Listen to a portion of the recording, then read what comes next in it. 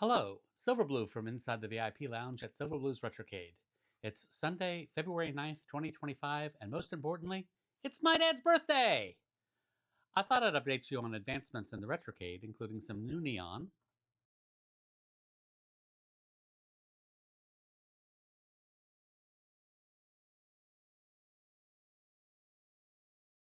the new Legends Gamer with Riser, and over 7,800 games,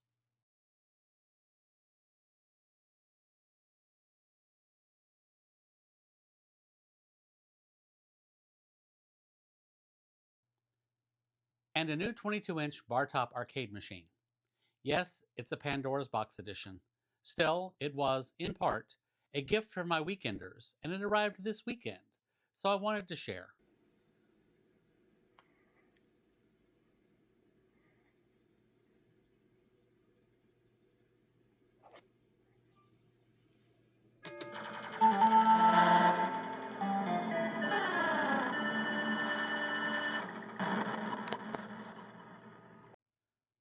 I did build the stand from the Pandora's box and the iCade from an old desk that I found on the side of the road.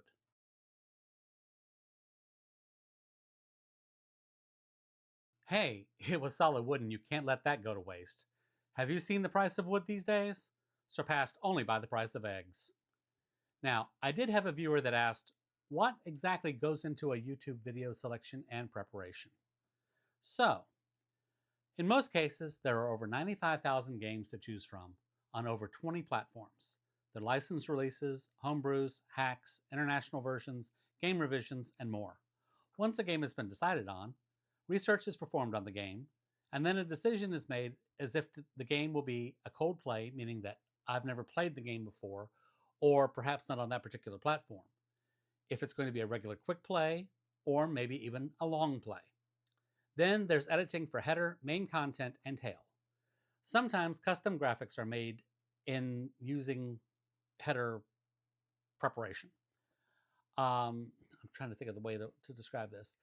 Like with the long plays, there's an edit that has to be made for the video that goes into the intro, along with if there's any changes to music, etc. So you get the idea. Now, I try for most quick plays to fall in the 3 to 5 minute mark, if at all possible. Sometimes that means that a quick play must be attempted and re-recorded, and I'm not joking here, upwards to 10 to 15 times. I told you I stunk at playing some of these games, and that's no joke. Sometimes that preferred 3 to 5 minute mark cannot be met, and I either put the game back in the try the game later pile, or in rare instances, I'll release a super short quick play.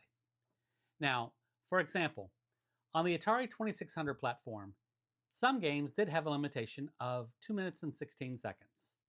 Why 216? Well, Joe DeQueer, or maybe it's DeCure, I'm sorry if I pronounced it wrong. I don't quite know how to pronounce his name. Anyway, he worked at Atari in the early years from 1975 to 1979. He discusses it as such.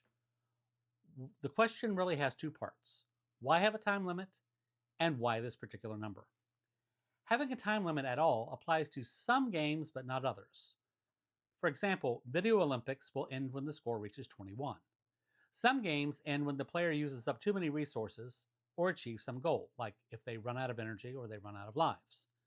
Some games, like combat, could go on indefinitely or until a certain amount of damage was taken.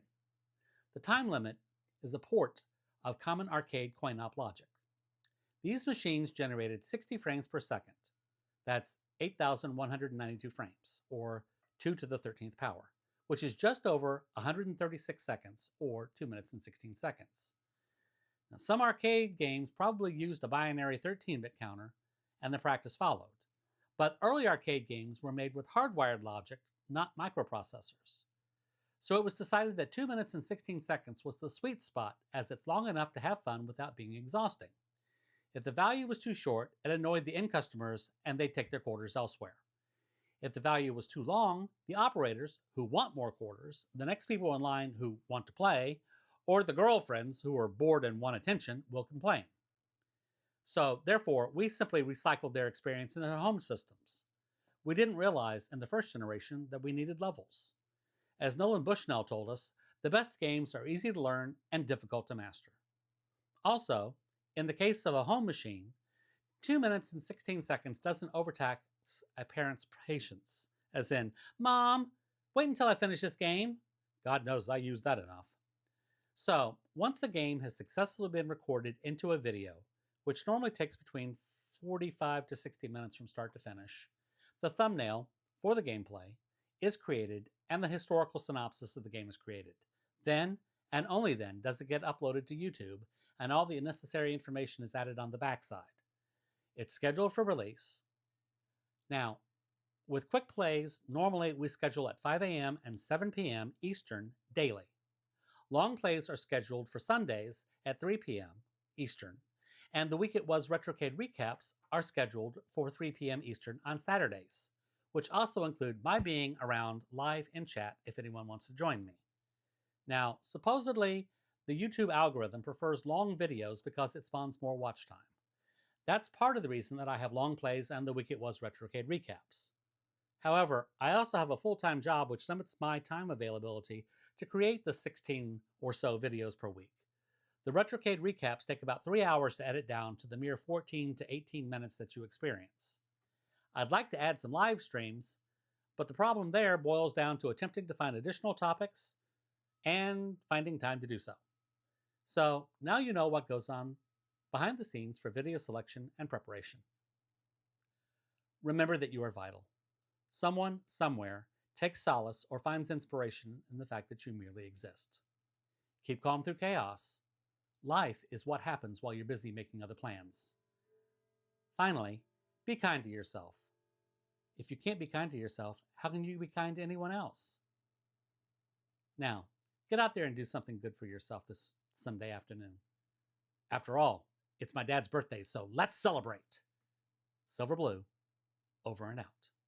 In the retrocade, we play, lost in yesterdays. We stay, colors flash and dreams awake. In Silver Blue's Retrocade.